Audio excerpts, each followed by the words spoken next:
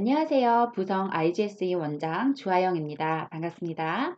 저희가 또 얼마 전에 학부모님들을 모시고 1대1 간담회를 진행했는데요. 이번 간담회의 주제는 주로 예비 고등 역량 강화 프로세스였어요. 그런데 이제 초등 저학년 학부모님들도 오시고 초등 고학년 중등 학부모님들도 오셨는데 초등 저학년 학부모님들께서는 내가 왜 예비 고등에 대한 내용을 알아야 할까라고 조금 의아하셨을 수 있는데 간담회를 다 들으시고 난 후에는 어, 어떻게 준비시켜야 될지 조금 더 감이 잡혔다라고 말씀을 해주시더라고요. 근데 사실 이 간담회는 학부모님들을 위해서 맨 처음에 만든 건 아니고요. 저희 초등 고학년 그리고 중등부 학생들을 위해서 만든 그 간담회예요. 아이들을 지도하다 보면은 내가 이거 왜 해야 될까? 다른 애들은 이렇게 열심히 안 하는데 나는 왜 이렇게까지 해야 되지? 라는 의구심이 들고 그리고 좀 힘든 경우가 생기는데 그런 친구들에게 네가 이거를 왜 해야 되고 이렇게 준비했을 때 네가 고등학교에 갔을 때 어떤 면에서 어떻게 보면 좀 이익을 얻을 수 있는지에 대해서 알려주기 위해서 이 간담회를 준비하게 되었습니다.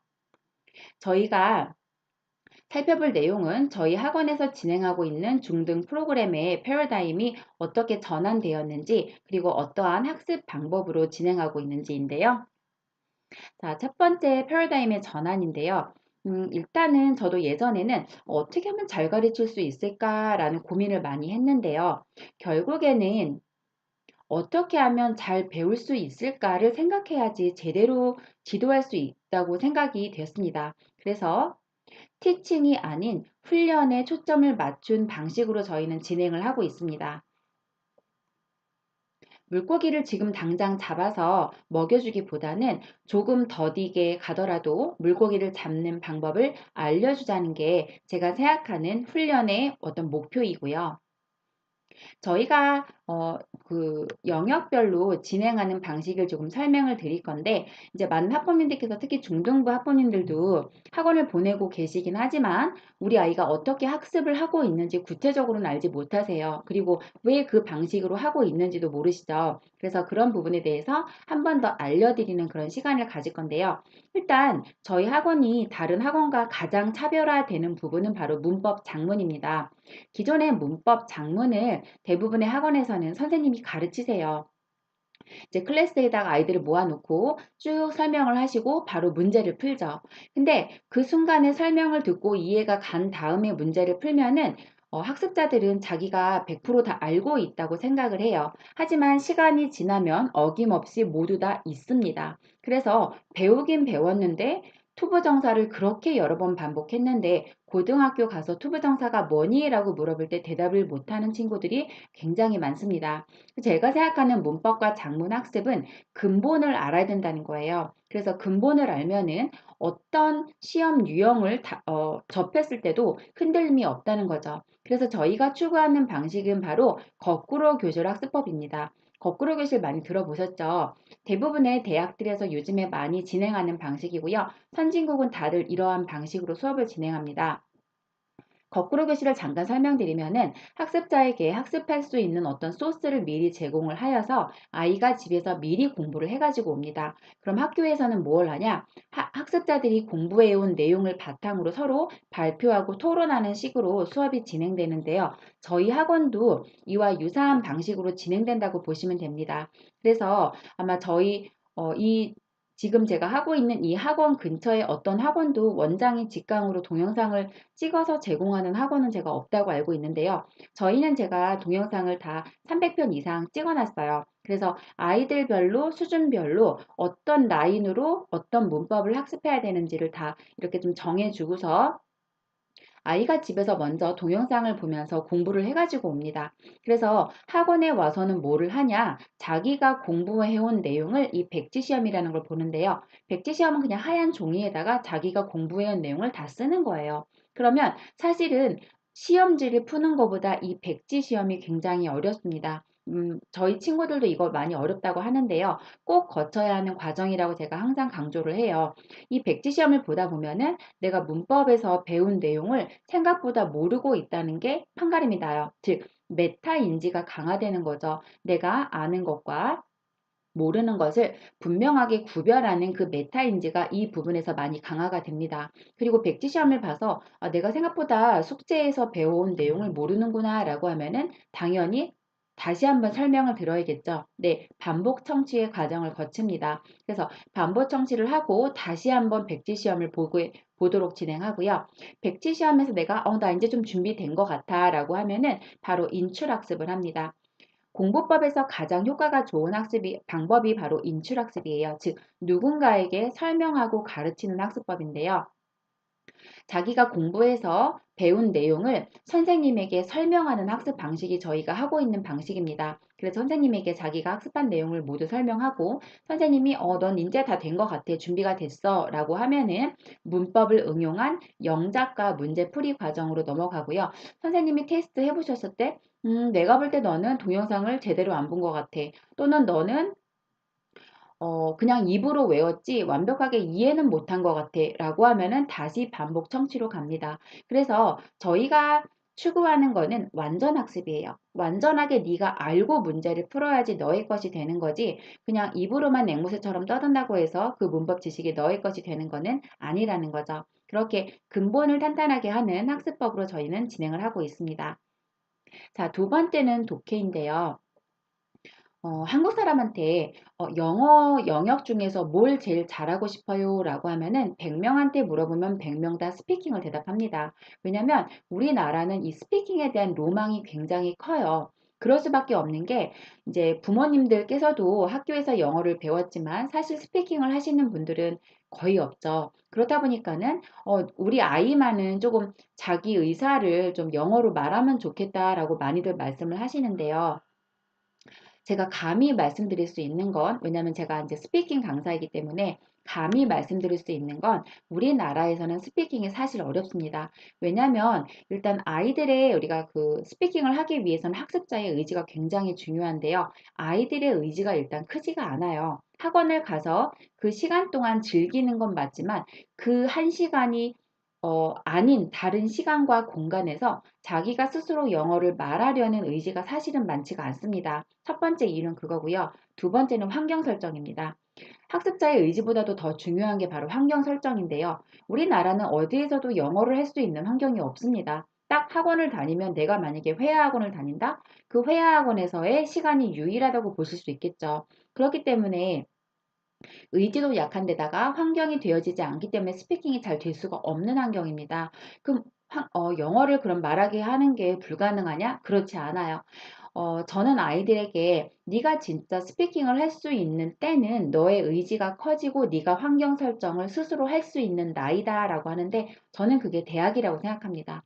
일단 고등학교까지 영어 입시가 끝나고 나면은 약간 마음의 여유가 생기죠. 그래서 내가 스피킹에 대한 어떤 열망이 있다면 그때 충분히 내가 열심히 의지를 갖고 공부를 하고 내가 원하는 환경 설정, 즉 내가 열심히 알바를 해서 뭐 단기간 연수를 간다든지 아니면 학교에서 진행하는 교환학생 프로그램에 지원을 해서 교환학생을 다녀온다든지 여러 가지 방법을 내가 스스로 만들어 갈 수가 있다는 거죠.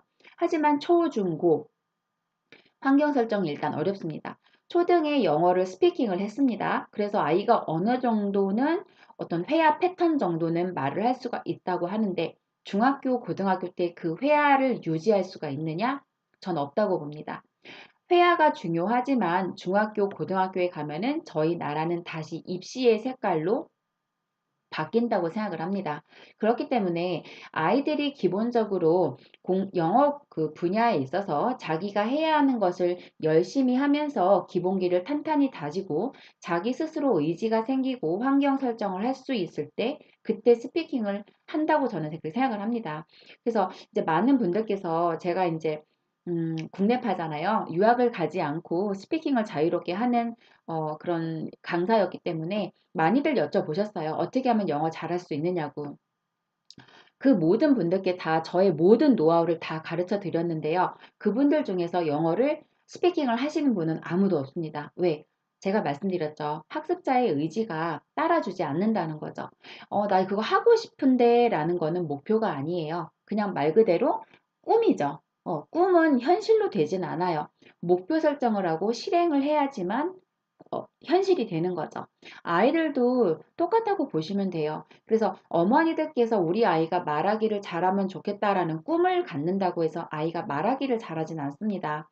근데 제가 여기서 이 얘기를 왜 해드리냐면은 제가 이제 한 17년 정도 아이들을 가르치고 그리고 이제 사회에 진출한 이제 저의 제자들도 있고 뭐 후배들도 있잖아요. 근데 저는 솔직히 회사 생활을 하지 않고 강사 생활을 계속 했기 때문에 그렇게 영어에 대한 어려움을 겪지는 않았습니다. 근데 저의 후배들 또는 저의 제자들을 보면은 사회에 나가서 영어 때문에 굉장히 힘들어하는 친구들이 많아요. 왜냐면은 그 친구들이 일단은 대학교 입시가 끝나면은 대학교 1학년, 그 고등학교 입시가 끝나면 대학교 1학년에 딱 올라가서 영어를 안 합니다.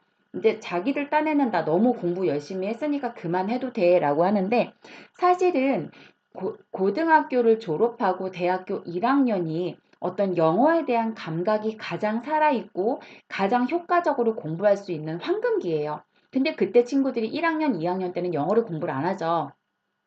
그러다가 다시 이 토익이라는 공부를 언제 하냐? 대학교 3학년이나 4학년에 시작을 합니다. 그런데 불행하게도 언어는 딱 2년만 쉬면은 바로 리셋이에요.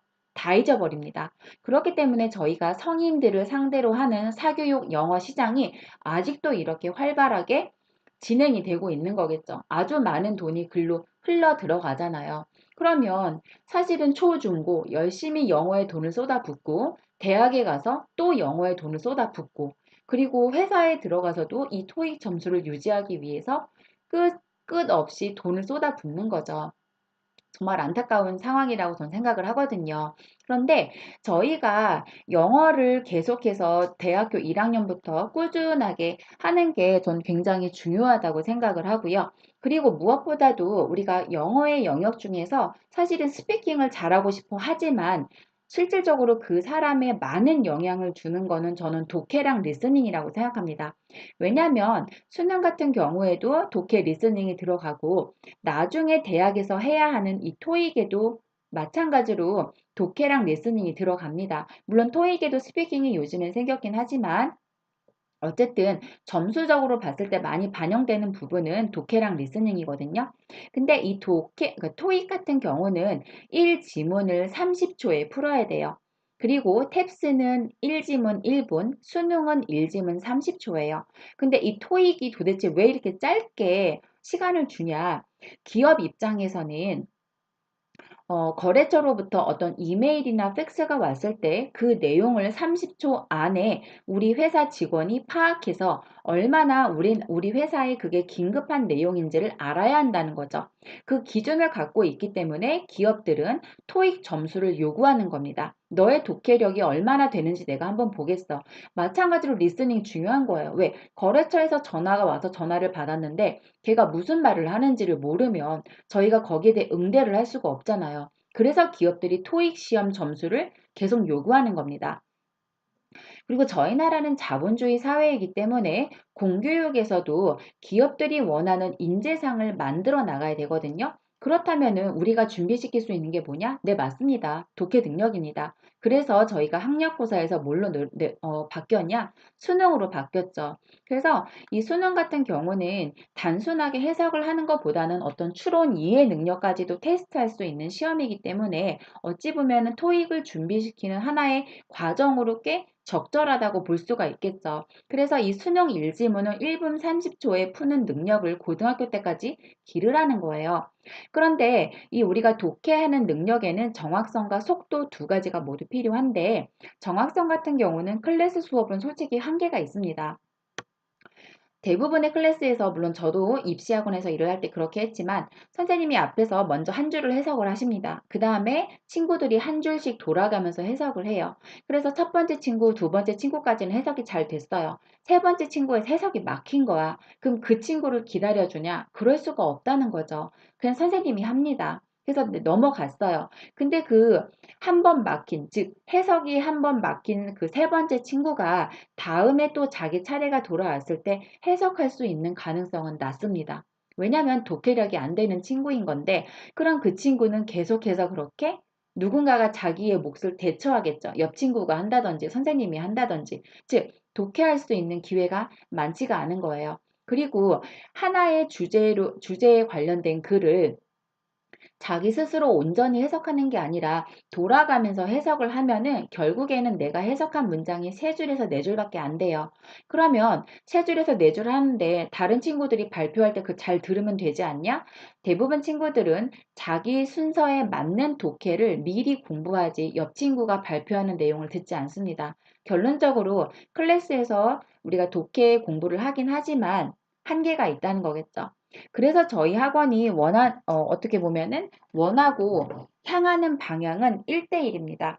그래서 모두가 자기가 해야 하는 적정 그 독해를 손으로 쓰면서 일단 독해를 합니다. 그렇게 손으로 쓰다 보면은 자기가 내가 생각보다 해석을 못하는구나를 알 수가 있고 그게 바로 메타인지 강하겠죠. 그리고 나서 자기가 쓴 글을 바탕으로 선생님과 1대1 피드백을 하면서 내가 문법이 약하구나. 내가 언어가, 즉, 어휘가 약하구나. 이런 부분들을 서로 이제 알아가는 거겠죠. 그렇게 정확성이 뒷받침이 되면은 어떤 학습을 해야 되냐? 속도를 내는 학습을 해야 합니다. 이 속도 내는 학습은 정확한 독해 능력이 기반이 될 때만 실행했을 때 효과가 있고요. 저희 학원에서도 중2학년까지는 속도 내는 법을 가르치지 않습니다. 일단은 정확하게 해석하는 게 더 중요하기 때문에 그래서 속도를 내는 방법을 중3에서 중3 2학기 정도에 배우게 되는데 속도 내는 방법은 결론적으로 글의 전개 방식에 대한 이해력 향상을 위한 학습이고요. 주제문을 찾는 어떤 전략적인 훈련입니다. 보시면은 이게 지금 고등학교 1학년 모의고사라고 보시면 되겠는데요. 이 일지문을 1분 30초 안에 풀어야 된다고 했죠. 그리고 모의고사 수능은 28개의 그 문제가 있거든요. 그 문제를 우리가 푸는데 이 처음부터 끝까지 완벽하게 전력 질주로 꼼꼼하게 해석을 하면서 28문제를 다 푼다? 불가능합니다. 그럼 어떻게 풀어야 되냐? 일단은 주제문을 이 앞부분에서 찾고 주제문을 뒷받침하는 보충문의 내용에서 주제문을 어떻게 이제 저희가 paraphrasing이라고 하는데 똑같은 말이에요. 근데 그 말을 조금 다르게 변형해서 계속해서 강조하는 거죠. 계속 반복하면서 그렇게 자신의 의견을 뒷받침하는 형식이에요. 서양 글은 대부분 다 그런 우리가 두가식이라고 하죠. 앞부분에 주제문이 들어있는 그런 이제 글인데 그거를 아이들이 어찌 보면은 조금 파악하면서 수월하게 읽을 수 있게 가르치는 게 속도예요. 그래서 어떻게 하면 주제문을 찾을 수 있는지 그리고 주제문이 찾아지면은 뒤에 진행되는 내용을 어떻게 빠르게 독해를 해 나갈지 즉 이 글의 3분의 1 지점까지는 전력 질주해서 주제문을 찾아야 하지만 이 밑에 주제문을 찾고 난 이후부터는 약간 조깅하듯이 내가 찾은 주제가 맞는지 확인하면서 읽어가는 거겠죠. 그렇기 때문에 일단 정확한 독해력이 받침이 돼야 됩니다. 그래야지만 주제문을 찾을 수 있고요. 주제문을 찾은 다음에는 어떻게 조금 편안하게 글을 읽어 나가면서 집중력을 유지하면서 28개의 독해를 정확하게 할지에 대한 그런 약간 어떤 전략적인 그런 리딩 방식을 저희도 이제 가르칩니다.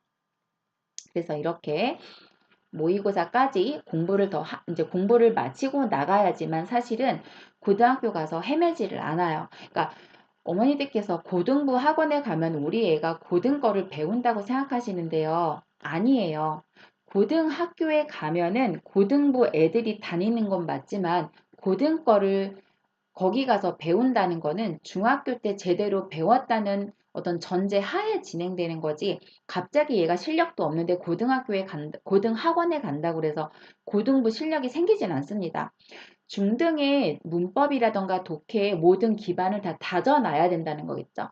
자, 그리고 세 번째 이제 듣기인데요. 학부모님들께서 독해는 되게 또 중요하게 생각하는 반면에 이 듣기를 좀 약간 소홀하게 생각하시는데요. 사실 수능 45문제 중에서 17문항이 듣기예요. 즉 37.8%가 듣기입니다. 그리고 저도 고등부를 가르쳐 보면서 느꼈던 게 차라리 독해나 문법은 단기간에 학습자가 의지를 가지고 열심히 하면 끌어올릴 수가 있는데요. 듣기는 안 됩니다. 듣기는 어떤 단시간에 어떤 어떻게 보면 문제 푸는 막 팁을 주면서 그렇게 할 수가 없어요. 왜냐면 듣는다는 거는 듣는 것도 중요하지만 들으면서 독해가 돼야 돼요. 즉 해석이 돼야지만 문제를 풀 수가 있기 때문에 독해력에다가 듣기 실력까지 어찌 보면 같이 반영된 게 바로 리스닝이거든요. 그래서 중요한 거는 이 듣기 영역은 특히나 고등 입학 전에 만점을 받는 게 필수입니다. 음, 그래서 물론 중고등에서도 우리가 그 학교에서 수행평가에 듣기가 성적이 반영되지만 이런 부분보다도 이 수능에서 제대로 어, 듣기에서 성적을 놓치지 않기 위해서는 중등에 이미 듣기는 다 끝나서 가야 된다고 생각을 하시면 돼요. 그래서 저희 학원에서도 속청 프로그램을 사용하고 있는데요. 속청이 뭐냐면 5번을 들려주는데 맨 처음에는 조금 이제 그 평범한 속도, 기본 속도로 이제 그 내용이 나오고요. 그 다음에 2배, 3배, 4배속까지 빨라져요. 이 4배속은요, 저도 알아듣기 힘들 정도로 굉장히 빠르거든요. 그리고 나중에 마지막에 기본 원래 속도로 돌아와요. 그러면은 이 4번, 5번을 듣는 과정에 아이들은 뭘 해야 되냐? 딕테이션, 받아쓰기를 해야 돼요. 대화문에 구멍이 있어서 그 빈칸에다가 자기가 들은 단어를 써야 되고요.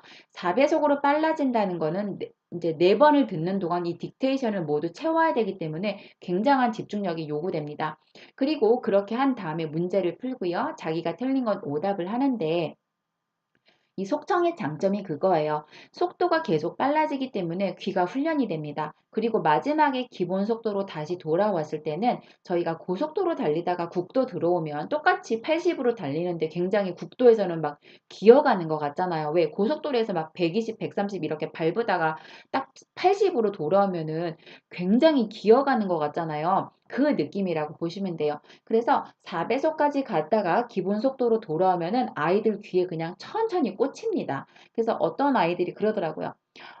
이 속정 프로그램이 왜 좋냐라고 했을 때 학교에서 보는 시험이 지루하대요. 너무 귀에 꽂히니까.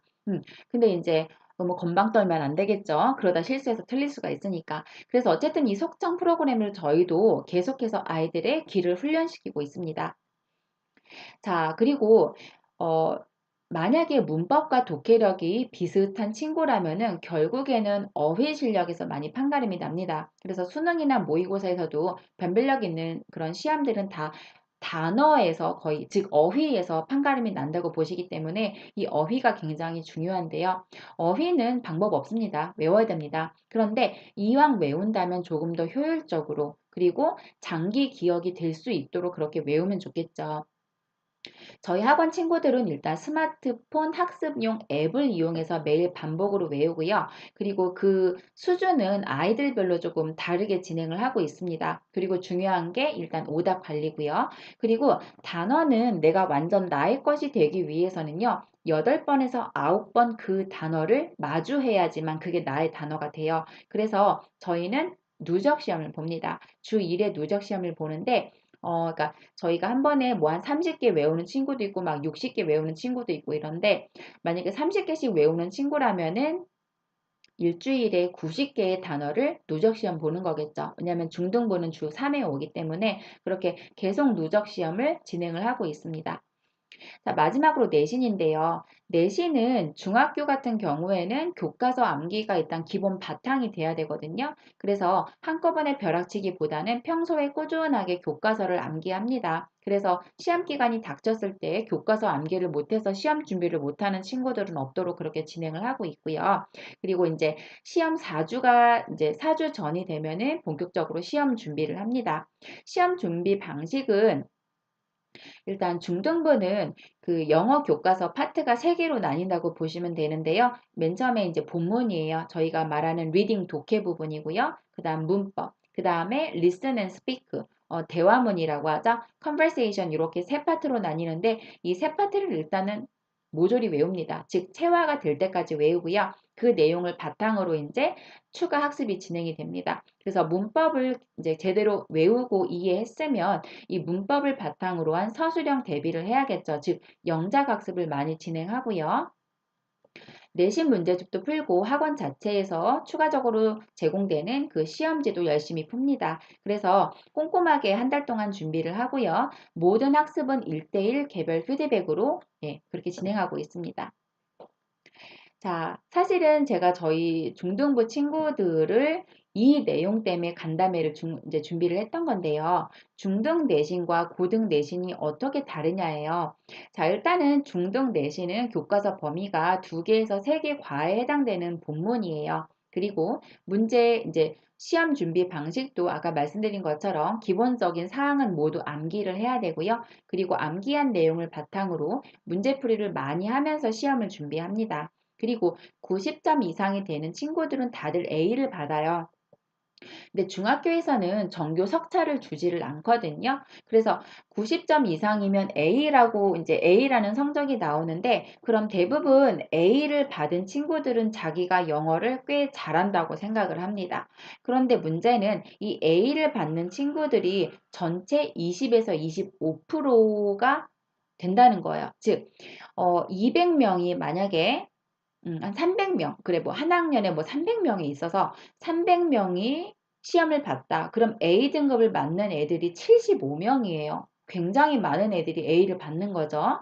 자, 그런데 이제 고등학교를 보시면은, 고등학교는 2개에서 3개의 본문이 일단 시험 범위로 들어가는데, 문제는 중등부랑 교과서 길이가 너무나 다르다는 거예요. 물론 아이들이 중학교 2학년에서 중학교 3학년 올라갈 때도 교과서 길이 늘어난 거 보고 많이 놀래요. 즉 문화 충격을 받아요. 그런데 중등에서 고등으로 올라갔을 때 교과서를 보면 애들이 헉합니다. 교과서가 굉장히 길어요. 외워야 될 게 많다는 거예요. 거기다가 아까 저희가 보여드렸던 그 모의고사 지문 있죠. 저희가 모의고사는 고등학교 때 3, 6, 9, 11 이렇게 4번을 보는데요.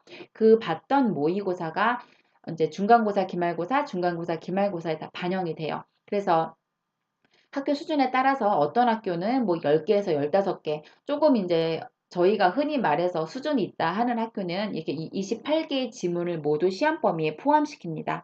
거기에서 끝이 난 게 아니고요. 각 학교는 모의고사 준비를 시킬 수 있는 교과서 외에 외부 교재를 한두 개씩을 가지고 있습니다. 그래서 이 외부 교재까지 시험 범위에 들어갑니다.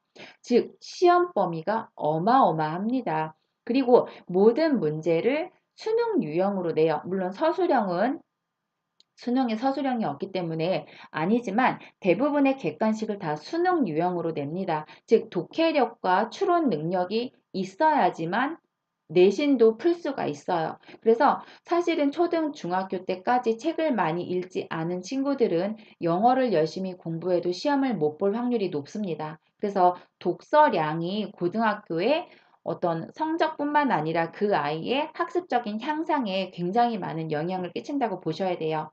자, 그래서 고등 내신을 준비하는 데는요, 일단 암기가 불가합니다. 어떻게 모의고사 28개에다가 외부 교재에다 교과서를 다 외울 수가 있겠어요? 그러면 어떻게 공부해야 되냐?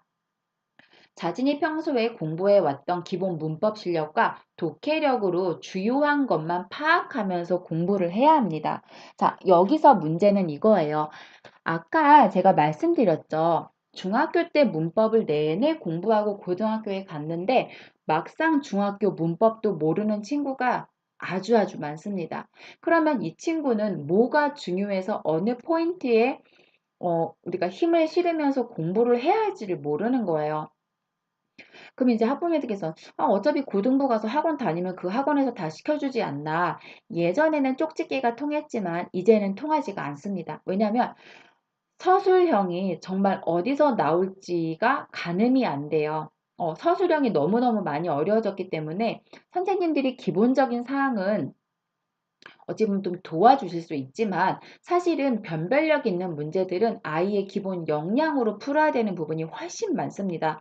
그렇기 때문에 고등 영어 준비는 솔직히 쉽지가 않아요. 게다가 이제 현실은 이거죠. 중등에서는 90점 이상이면 다 A를 줬지만 고등학교에서는 전체의 4%만이 1등급을 받습니다. 그러면 300명을 기준으로 이제 4%라고 하면 12명의 친구들이겠죠. 그러면 75명에서 12명으로 1등급이 주는구나 라고 생각을 하실 수가 있어요. 그런데 그렇지가 않다는 거예요. 왜냐하면 하나의 중학교가 하나의 고등학교로 1대1로 가는 게 아니죠. 여러 중학교에서 하나의 고등학교로 몰립니다. 즉, 그 중학교마다 저희가 말하는 상위 학생들이 하나의 고등학교에 모이게 된다는 거겠죠. 그렇다면 이 75명의 친구들 중에서 이 4% 1등급에 들어가는 친구는 몇이냐?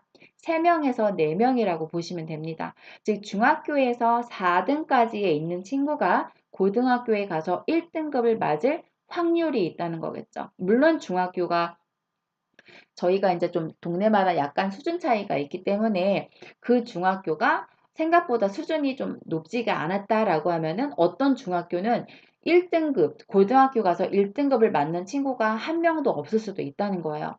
그러면 여기 A를 맞았던 많은 친구들이 어느 등급으로 몰리냐? 고등학교는 1등급부터 9등급까지가 있는데요. 3, 4등급에 가장 많이 몰린다고 보시면 돼요. 어떤 친구들이? A등급 맞았던 친구들이. 그러면 어떤 현상이 일어나냐? 일단 성적은 2분의 1이 됩니다. 즉, 내가 중학교 때 만약에 90을 맞았다. 그럼 고등학교 때는 50까지 바라보셔야 돼요. 그리고 내신 석차는 곱하기 2가 됩니다. 내가 만약에 뭐 정규에서나 50등 했다. 그럼 고등학교 가면 100등이 되는 거겠죠. 근데 이런 현실을 아이들과 학부모님들이 모르시고 있으시다가 고등학교에 가면은 많이 멘붕이 오는 거죠. 우리 아이가 이렇게 못하는지 몰랐다. 그리고 이제 아이들도 내가 영어를 잘한다고 생각했는데 내가 이럴 줄 몰랐다. 근데 우리가 현실을 알고 미리 준비를 하면 되는 거겠죠. 그리고 말씀드렸지만, 어, 기본적으로 중등하고 고등에 대한 그 영어의 격차가 갭이 굉장히 큽니다. 그래서 교과서에 대한 그 시험, 즉 우리가 내신이라고 하죠. 내신 성적으로 사실은 그 아이의 영어 역량 테스트가 안 돼요. 그래서 내신에만 너무 목을 매면 안 되고 다른 영역을 골고루 튼튼하게 공부를 해야지만 사실 고등에 가서 꽃을 피울 수가 있는 거예요.